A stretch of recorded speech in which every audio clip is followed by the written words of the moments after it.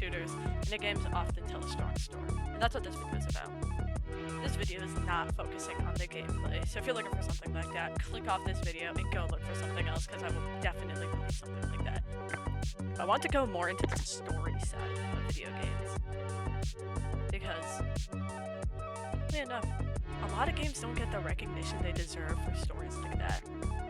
So, put this video on in the background of whatever you're going to be doing, and listen to the breakdown of connecting video games to poetry and stories. When you hear indie games, there is a extremely high chance the first games that come to mind to you are either Undertale or Delta. Small chance Hollow Knight, but I'm guessing when you hear indie games, you're thinking Undertale or Delta, right? These games have almost become the face of indie games, and for good reason. These are both have a very unique element to them. And that element is that you choose the path you go in. Your actions in these games, unlike a lot of others, actually affect how the story ends. Let's start off with Undertale, because I think Undertale is an amazing opener for something like this. In Undertale, you play as Fricks the Human who falls to the underground and has to help or kill as many monsters as possible. This is important. Also, before I get super into the story, I should give a fair spoiler warning. I mean, if you don't care, keep listening. But if you're planning on playing these games in the future and care a lot,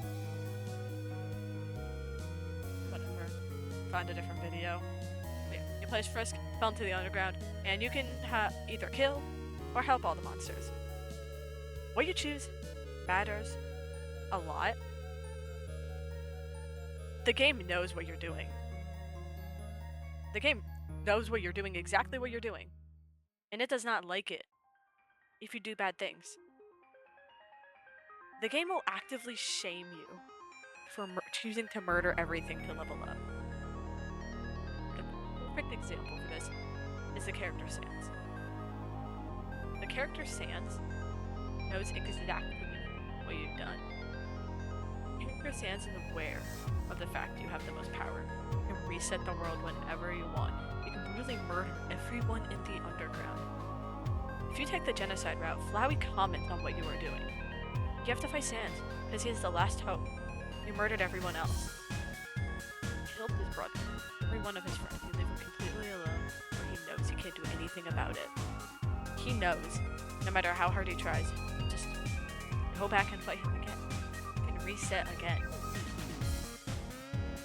And he knows he will lose eventually. And then there's a pacifist route, where you've chosen to be as nice as possible. And this is where you find out a lot more about the characters, and how they think and how they are. This is explored even through the sudden change in the music. So after listening to that,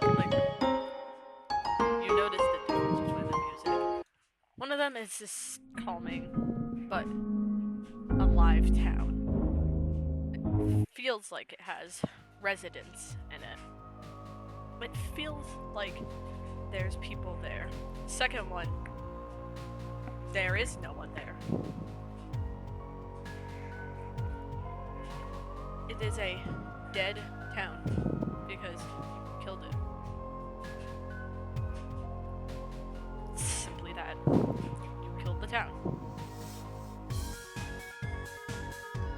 Now, this next segment I'm going to get into is the segment of the actual poetry in this game.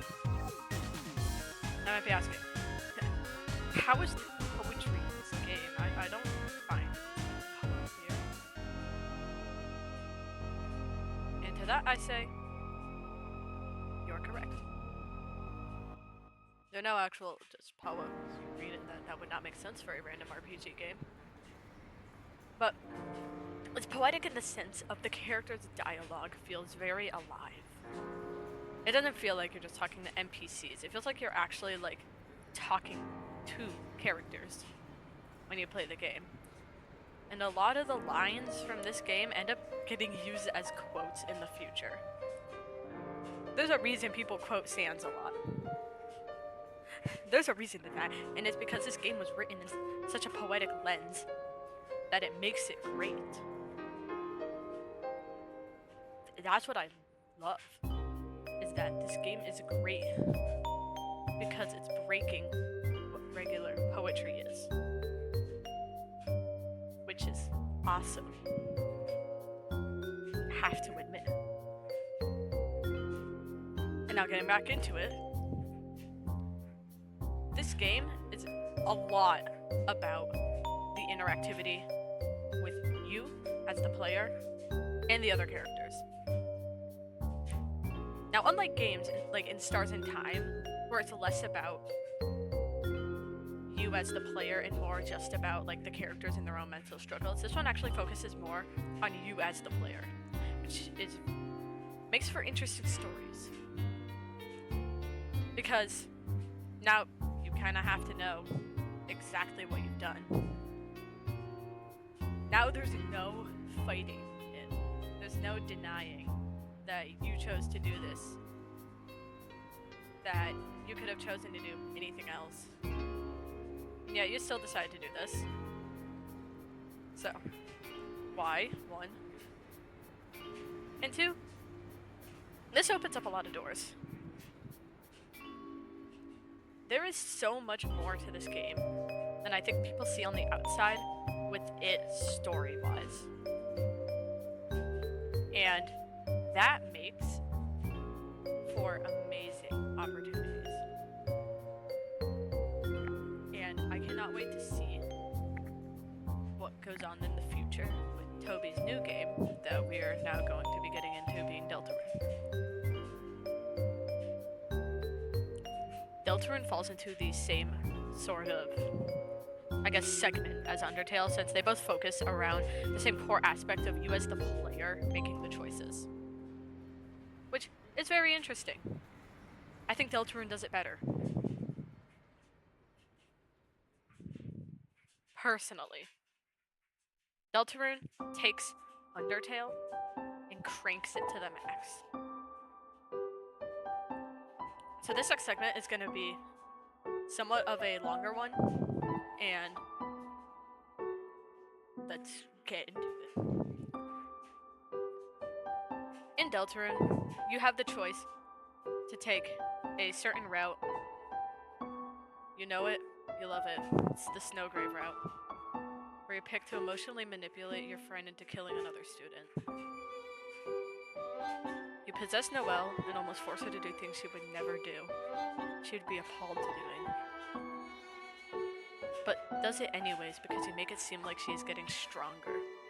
Like she's growing and finally worth your time and finally not weak. It is insane what you do in that game, if you choose to.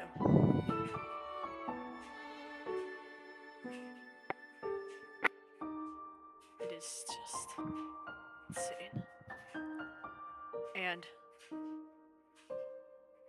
it really, like, drives at that fact of you did this. You did this. You chose to get the Snowgrave ending. To get the Snowgrave ending, you need to go out of your way in Chapter 2 to get certain things and say very specific things, where all of them are bad and wrong to manipulate your close friend into becoming your puppet to play with. Unlike Undertale, you can't just kill everything and get a bad ending. You need to go back multiple times to achieve this. You need to pick every wrong option there is to be able to get that ending. Which is insane. You can't mindlessly kill everything in here. Because if you kill things in Deltarune, they really just run away. But if you use Noelle's ice magic, which you unlock in the Snowgrave route, you freeze the monsters and they actually do die. And you can go back to look at that. You can see their dead frozen bodies still on the map, still visible. You can go back there as many times as you want to look at it.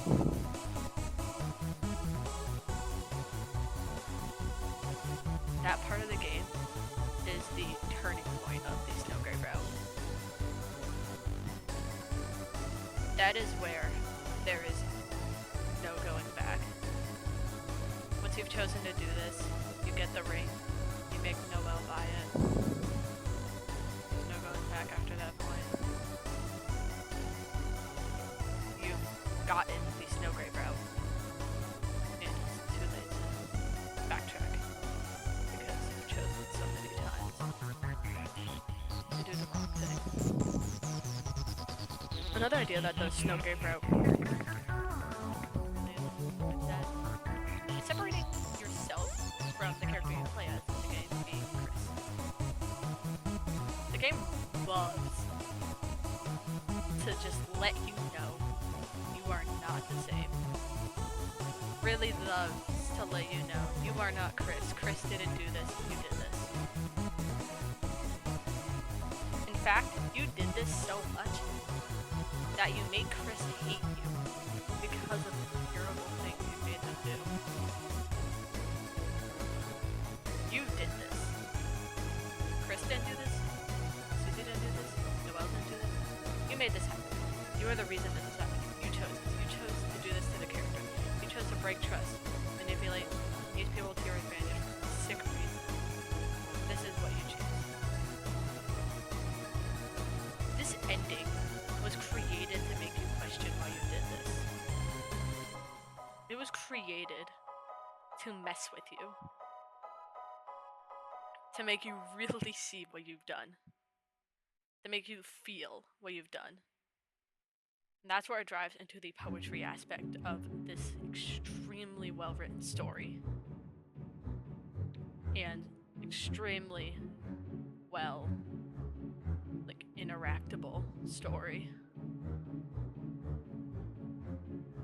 And there is so much to it. And they have the gist of the Snowgrave route. You manipulate Noelle into buying things, you make her kill things. What else? What else could there possibly be happening in this route? That makes me say, it's so poetic. Well, that actually isn't Noelle or Chris. That isn't what you're doing. It's what you're not doing.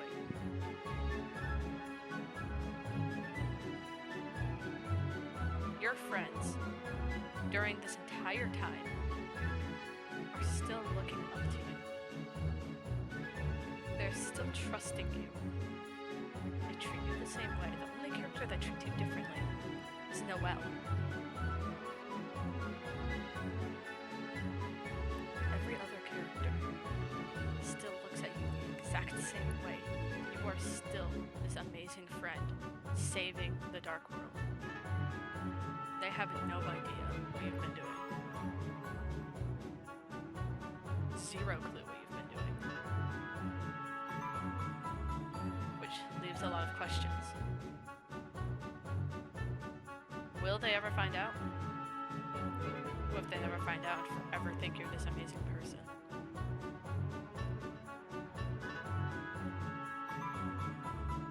Those are questions. Gets at it even more is the game's idea of alive silence and dead silence. This is a big aspect in both Undertale and Delta. The music in both of these games is absolutely great, and a lot of it actually builds to the story it tells. Every single soundtrack feels like it's adding to the story. It doesn't just feel like it's there for background noise. It feels like it's adding a little bit of something. Just little bits and pieces. And these games, driving at the dead silence versus alive silence, just makes everything you feel even worse. Because, for instance, in Undertale, you have the calm, snowy forest.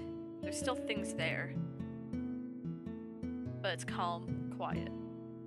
And then, in the genocide route, that calm, quiet is no longer there, it's just quiet. Not nice, calm and quiet, just quiet.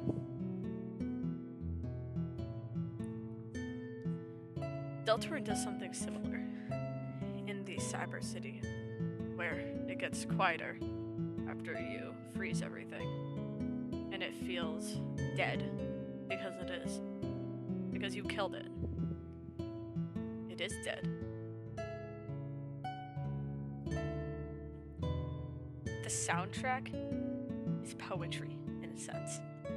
Poetry isn't always just words, it's also sometimes just the feeling.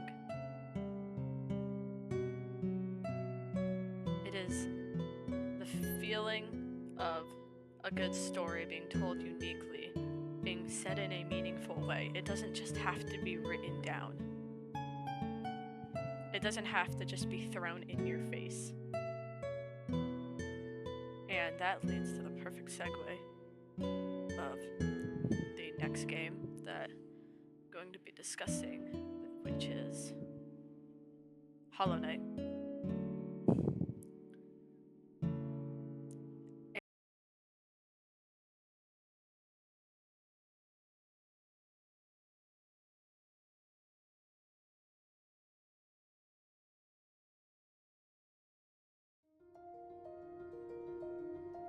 How do you feel when you're listening to that?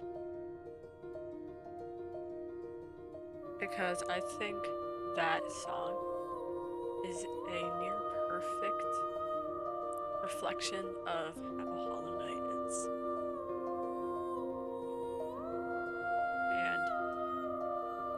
And it is a very nice song. It's like melancholic, like you're reflecting on something, whatever it is.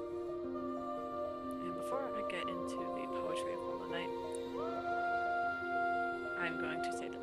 I'm not covering Silk Song. Just FYI, not covering Silk Song here because I've not played Silk Song yet. I only just beat the main game. And I have no right to cover Silk Song in that matter. So let's get back to it.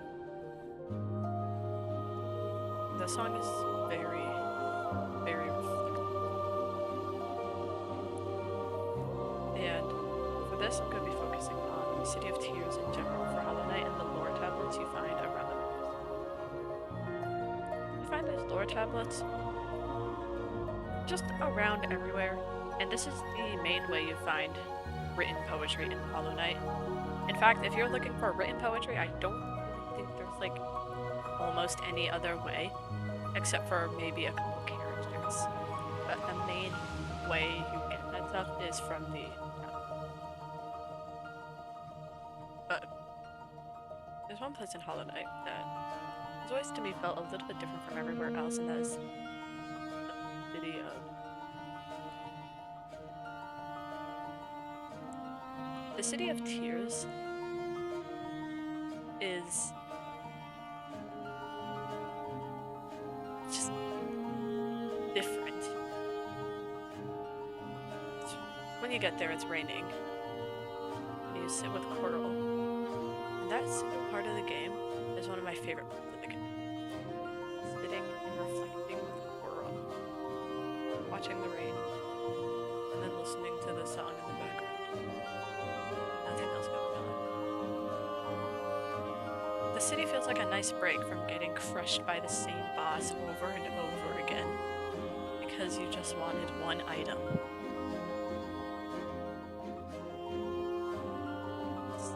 This calm, this niceness, this really great. And I think it can be looked over a little bit from all the gameplay and like the path of pain and everything else. The game, Hollow Knight, has a lot of mini poems that build into a greater story if you pay attention to them.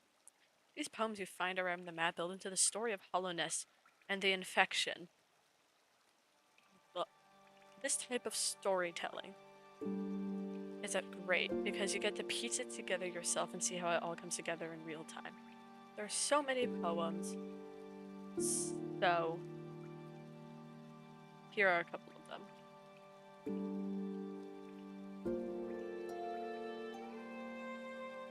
These poems also help you learn a bit about from each character. You can also get a few poems by dream nailing enemies, meaning that after you like beat a boss, you can use your dream nail, hit them, and you can get some lines and poems from them. which is quite interesting. You can learn a lot of like genuinely interesting stuff from each little poem. If you enjoy reading and even writing poetry, then I couldn't recommend Hollow Knight and its Stars in Time more, especially. Stars in Time. Especially in Stars in Time. But besides the point, Hollow Knight has so much more to it than its infamously difficult gameplay, and I hope you can play and appreciate that part of the game. Hearing the Coral talk in the City of Tears is one of my favorite parts of the game. Listening to him talk is an absolutely amazing song. Not to the Rainfall. This calm in the storm almost. This moment of just listening, really talking, and everything the environment has to offer. That part of the game has always made me think of something in real life I won't be getting into because it's personal. All you need to know is the City of Tears is amazing, and you can find a lot of lore tablets with more poems. This poems in the city have always felt a bit different, probably because there is a lot of them, and they all hold very important lore aspects to the game and are very like reflective. I don't no idea if my love for this part of the game is speaking out. It's speaking out or my real life experiences being reminded to me in this part of the game, but I recommend just sitting and listening to the soundtrack or reading the tablets and taking the time to not focus on bosses. Hollow Knight is a game that is meant to be explored to its fullest potential in like every way. And it's not meant to be played just through. It's what makes this game shine is its aspects of the environment around you. Everything around you feels so alive. There's always something new to look at, something new to take in, a new path you can go down. There's just a bunch of little things that really piece the game together. And I think that should be looked at a little bit more. Because sometimes missing those parts of the game, you think the game is great, but you're always gonna be left with something's missing. Something's missing from Hollow Knight if you don't do these things. If you don't look for the little bits and parts of the game, place it together, and create this huge story. Like, tens, if not like 100 lore tablets exist. That if you read all of them, you get the pieced together story of Hollow Knight. And I think looking at that really makes the game just that much better. I think it should be looked at a bit more.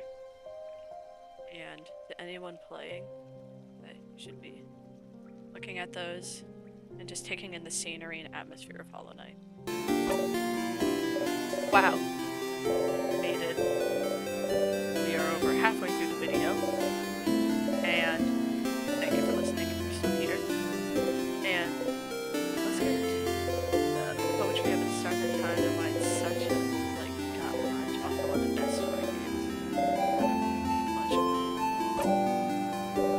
This game, you play as who is stuck in a time loop, only he knows it. He and his friends have to beat the king to save the town of Vanguard from being frozen in time. If Sifra dies, he can feel the pain of dying, and just comes back to life at the last save. This first seems bad, but, you know, if you beat the king, the loop will break, right? No. It doesn't break. This sends Sifra down a spiral of going pure. The poetry of this game is unique. Stands out of it. It doesn't follow the format of Hollow Knight or Deltarune and Undertale poetry. This is less about the story. All the characters are working together to beat the king, but about the story of each individual character, struggles and their relationships with each other. This game dives in the mental struggles of each character, especially Sifrin, who you see fall apart from issues. There's the CD effects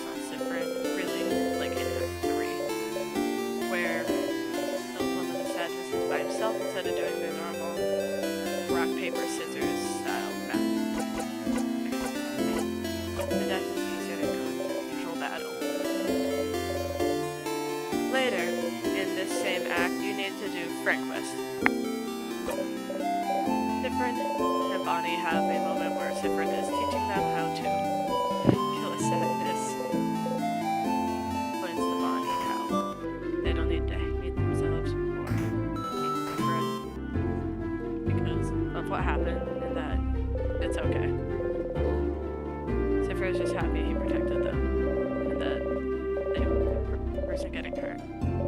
After that, you help Odile get a type of book she has been looking for and learn about her struggles of feeling disconnected from places and not ever feeling like truly at home. You help Mirabelle figure out her romantic feelings and how all that stuff works and how she's like this. And lastly, you help Isabel by listening to him talk about changing from his past self.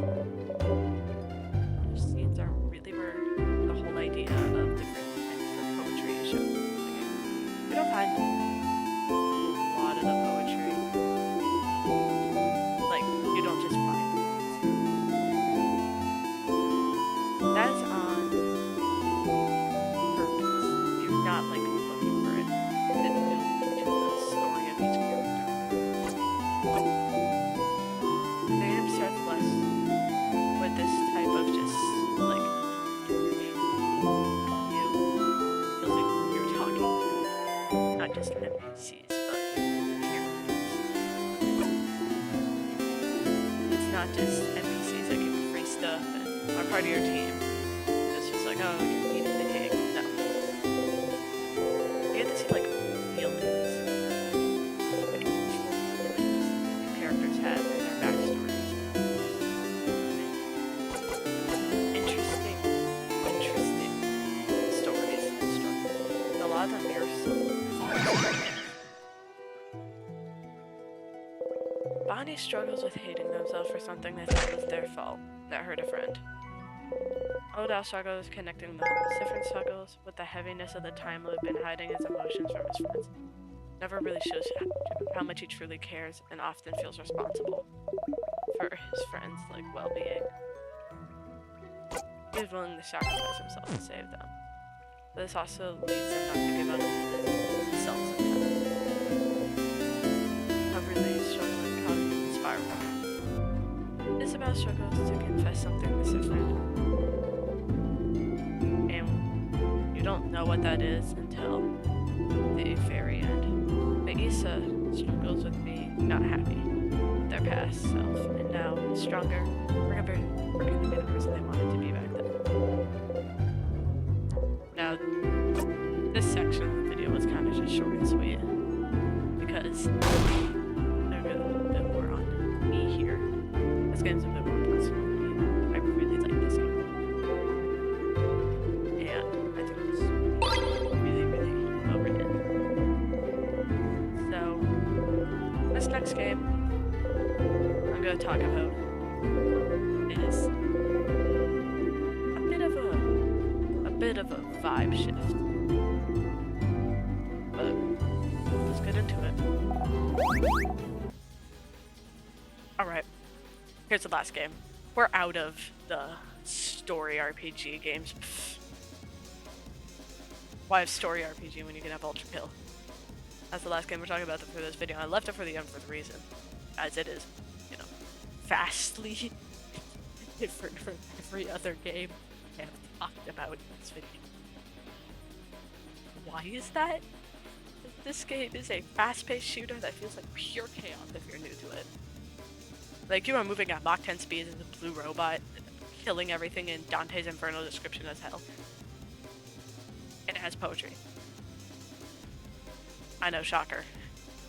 Funny blue robot going through Dante's Inferno description as hell has poetry. Yes, it does. But unlike the rest, this one's, like, actually hidden. Somewhat similar to Hollow Knight in a sense. You have to actually be, like, looking for it.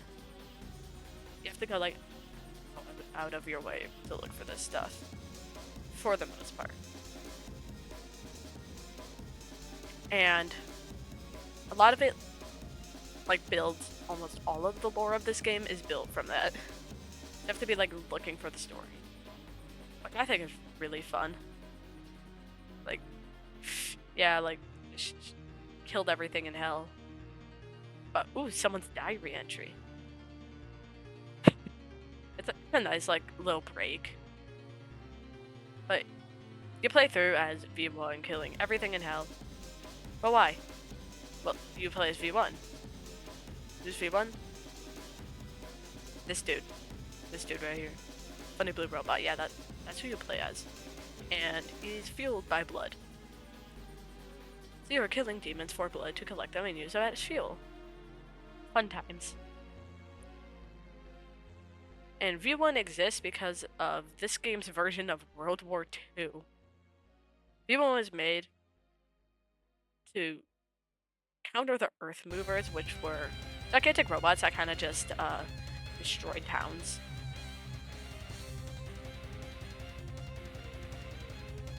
Yeah, that's just normal.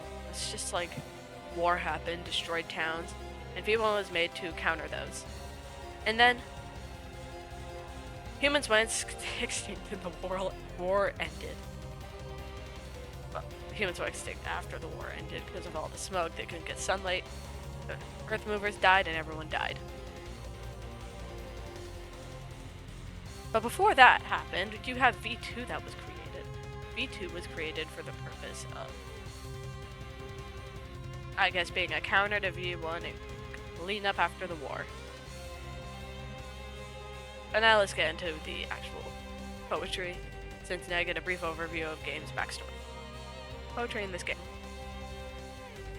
Through solving puzzles, killing everything, doing what you do in fast-paced Mach 10 speed shooter game,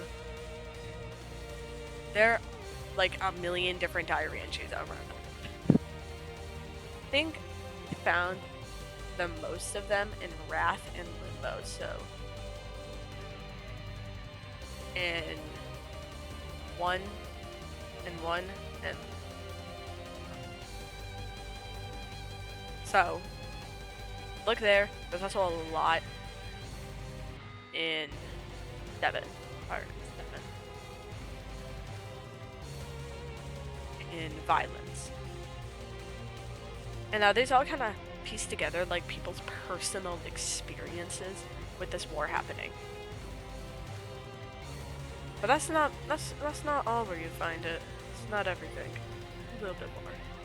And that little bit more is with, well, character dialogue, mostly Gabriel, and like, I guess, like idol statues you can kind of read.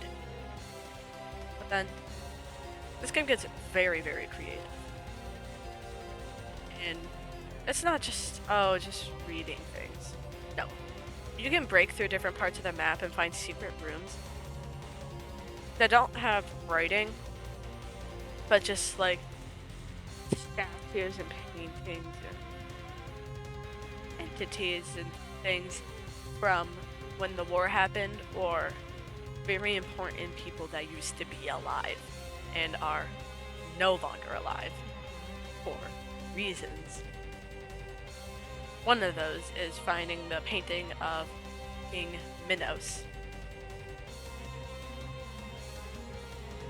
And if you couldn't already tell, this game takes a lot of like religious aspects into it. There's a lot of religious aspects in this game. And that's pretty cool, because I kind of like the idea it plays at. Even if I don't 100% agree with it, I think it's like a cool concept. It is objective, an interesting concept. That the hell isn't perfect. It's not perfect suffering. It can be broken. That's the entirety of the game. It can be broken. Hell can be broken. The angels aren't perfect. And the craziest part, you are the villain. I know, you're playing like as the main antagonist of the story. You are not the good guy. Not at all. You are going through killing every single sinner in hell because you want to stay alive. And hell doesn't like that. So, and heaven doesn't like that. So what happens? You fight the Archangel Gabriel and you kill him too. Actually, nah, you don't kill him. You just humiliate him twice and get his status ripped away. So,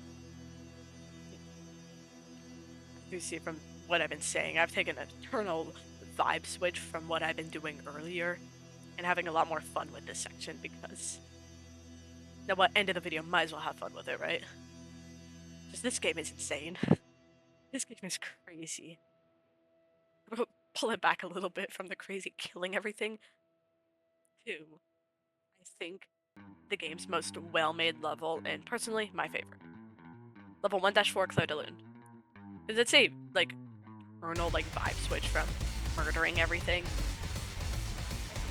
Solve some puzzles, look in lore books, collect the skulls, do all that stuff. It's calm, you have the actual song Claire de Lune playing in the background the whole time.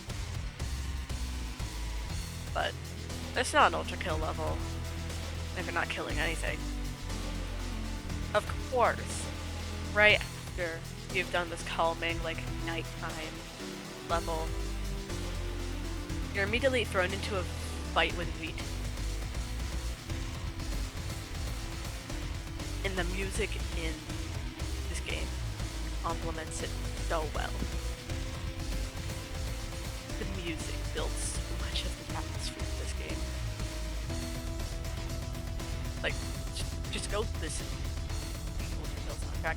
Listen to, like, Gabriel V2, Claire de Lune, which isn't from Ultra Kill, but still go listen to it. It's still good. But listen to that music. It's really amazing. And it helps build the world so well. Like, unironically think if Ultra Kill didn't have the music, it would not be half as good as it is. Like, it wouldn't be 25% as good as it is, because I will say, like, the rest of the game is still absolutely amazing. And Ultra Kill is so different from other games with poetry in it. It's like, if I'm being completely honest, and I love that, this game is the biggest reason I took time in my games in the future and looked at little things while playing.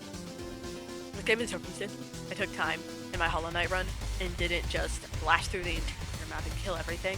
And I really took some time to take a step back and look for things. And really, like, enjoy the story. So, I'm gonna end off this video by saying that you enjoy the story in games you play. Especially indie games. Those games always have a good story. So enjoy the story. Enjoy it. Don't think, oh, it's Ultra Kill, there's no story. No, there's a story. I promise you, if you're playing an indie game, there's like a 99% chance there's some sort of story. So always take the time and look for it. And if it's worst case scenario, it's not there. But still take the time and look for it and hope it's there. This is the end of the video. Thank you all for watching. Take time to look at the story. Enjoy stories, enjoy atmosphere. I promise you will not regret it. Anyways,